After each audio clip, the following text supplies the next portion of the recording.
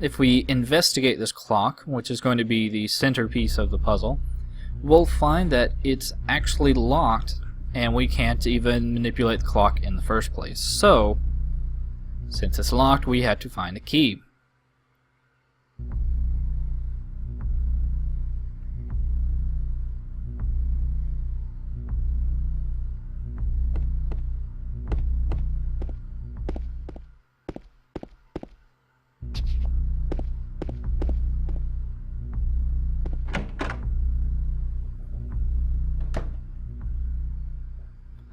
So since it seems any continued exploration of this floor is basically cut off to us right now, it's time then to move on to the third floor.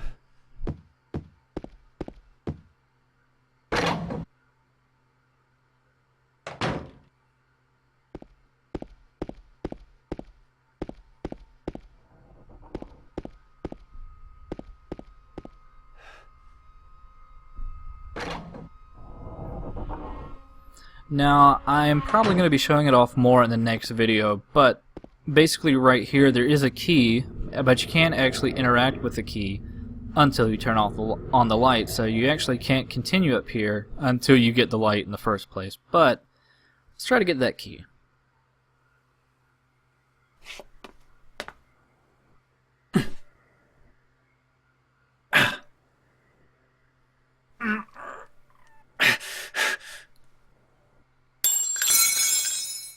Ow! Ha ha. Hey, wait! Damn it. So, with the key now out of reach and the introduction of what appears to be a little girl, James is, I guess, a bit barred from going that direction. So, let's see if we can explore any more of the third floor. Which, if we didn't have the light right now, would be pretty much completely pitch dark, to say the least.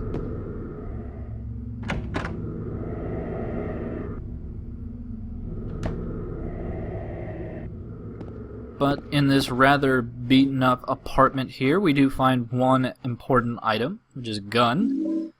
It's going to be our first ranged weapon. Really, I don't really dig the ranged weapons too much, especially the handgun being the weakest one. But it can be good for particular enemies and situations. But for the most part, I'll be sticking to melee weapons, especially since we get an upgrade to the plank in a video or two from now.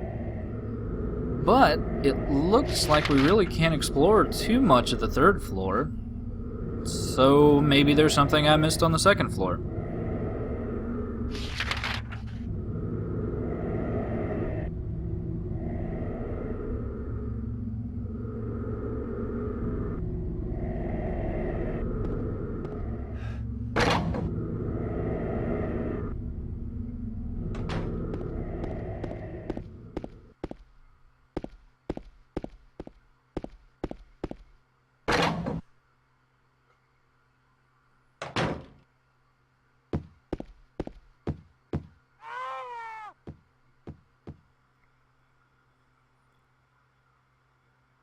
So, apparently we should follow the scream that we heard.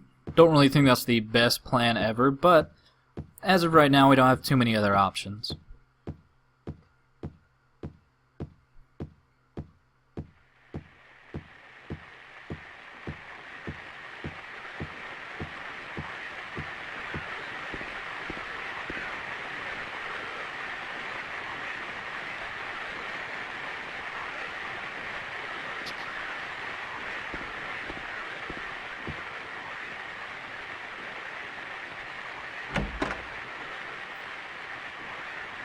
Yeah, for those of you that have played a Silent Hill game before or know vaguely anything about the game, you will know who that was.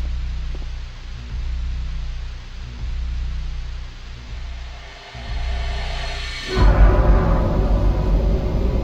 my god. Who could have?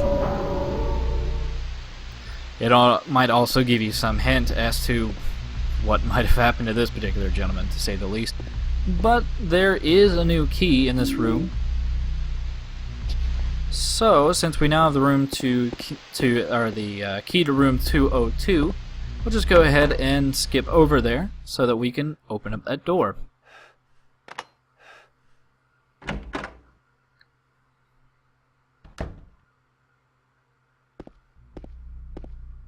Now, I want to keep my light off for the most part just because there's some rather interesting lighting going on in here, but I needed to turn it on temporarily at least to pick up that drink. But there's a little bit of music coming up in the next room that I actually really enjoy, so I'm going to be quiet for that.